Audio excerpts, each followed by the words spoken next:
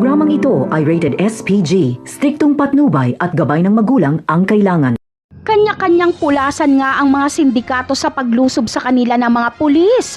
Ang kasosyo nila Ramon na si Don Mariano ay hindi makakatakas, ngunit hindi ito magpapahuli ng buhay. Lalaban ito hanggang mamatay. At ang mga Red Phoenix naman ay matatakasan din ng mga pulis, pero papaslangin naman sila nila Tanggol. Habang ang mga Montenegro naman ay madali lang silang makakatakas dahil sa likod sila dadaan. Nandoon kasi ang kanilang mga sasakyan. Ngunit kapag makita ni Ramon si Rigor ay walang plano si Ramon na tumakas hanggat hindi napapatay si Rigor. Galit na galit kasi siya dito. Habang si David naman ay kukunin ang pagkakataong ito na makuha ang tiwala ni Ramon. Dadampot siya ng baril at makikipagbarilan din.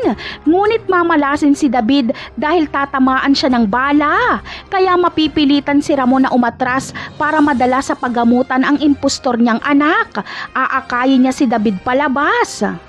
Kaya naman, hospital ang bagsak ni David. Siguradong takang-taka si Rigor kung paanong nasa bodega ng droga na yun si David.